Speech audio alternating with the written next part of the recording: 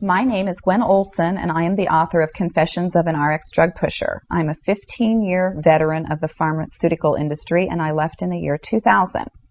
And what I would like to do today is I would like to dispel the myth that the pharmaceutical industry is in the business of health and healing. Because in fact, what the pharmaceutical industry is in the business of doing is disease maintenance and symptoms management. They are not in the business to cure cancer, to cure Alzheimer's, to cure heart disease, because if they were, they would be in the business of putting themselves out of business, and that in fact doesn't make sense. I don't want people thinking that I am a conspiracy theorist, because in fact there is no theory behind what I'm telling you. It's all provable. And what I'm saying is provable is that the pharmaceutical industry doesn't want to cure people. You need to understand, specifically when we're talking about psychiatric drugs in particular, that these are drugs that encourage people to remain customers of the pharmaceutical industry. In fact, you will be told if you're given a drug such as an anxiolytic or an antidepressant or an antipsychotic drug that you may be on the drug for the rest of your life. And very frequently people find that they are on the drugs for a very long period of time, if not permanently, because they're almost impossible to get off of. Some of them can have very serious withdrawal symptoms, and most of them can have extremely serious withdrawal symptoms if they're stopped cold turkey, but some people even experience withdrawal symptoms when they try to titrate or they try to eliminate the drug little by little, day after day. So it's really important to understand the motivation behind all of the current maintenance drugs that are on the market, even, for example, drugs such as cholesterol-lowering drugs. And what we are in fact finding now is that cholesterol drugs are lowering cholesterol excessively and causing other disease states as a consequence.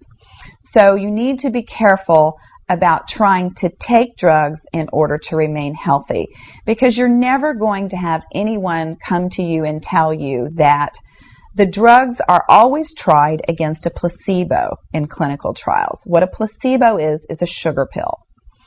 And in fact, many drugs are not found to be much more efficacious than the sugar pill. And in a case in point actually is the recent clinical trials that were released in the meta-analysis that came out of the UK on antidepressants, on the newer SSRI, selective serotonin reuptake inhibitor antidepressants.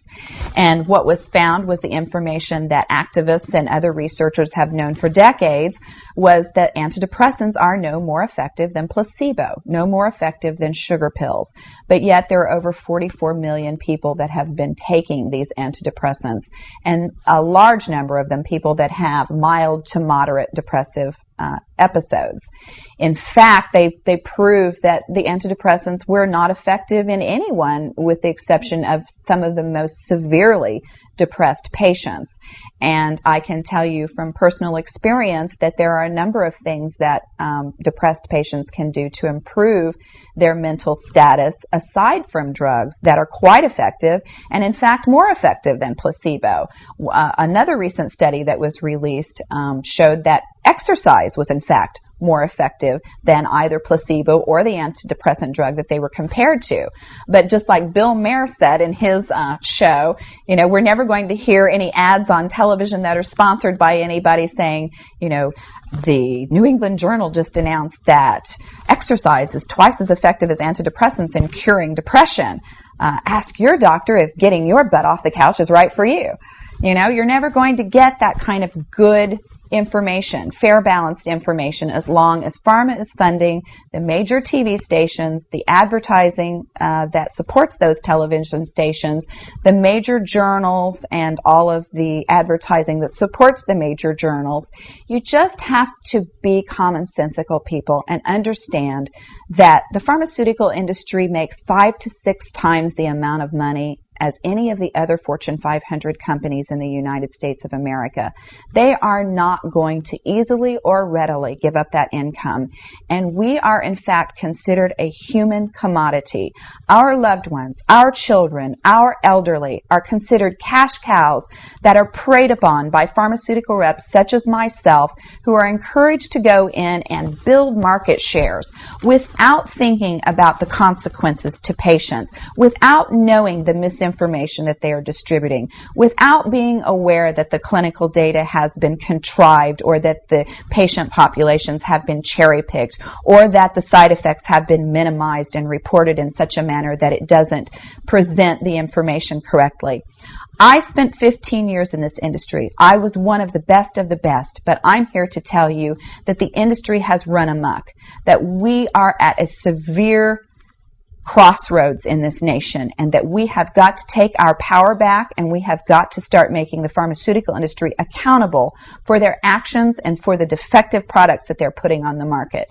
It won't be long before every American is affected by this disaster, and we need to be aware of what the differences are between diseases, between disorders, and between syndromes. Because if it doesn't have to be scientifically proven, if there are no tests, if there are no blood tests, CAT scans, urine tests, MRIs, if there is nothing to document that you have a disease, then you in fact do not have a disease, you have a disorder, and it has been given and has been diagnosed pretentiously, and you need to get yourself educated and understand that there are options, and those options are much more effective than drugs.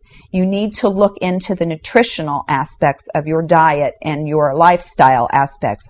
Are you exercising? Are you taking care of yourself in the ways that you need to be proactive about your health? Because once you start down the road of taking one prescription drug on top of the other, you will be a lifelong customer for the pharmaceutical industry, and your choices will be truncated. So I would like to ask you to please self-educate, be proactive, and share the information with others. The next victim could be someone that you love.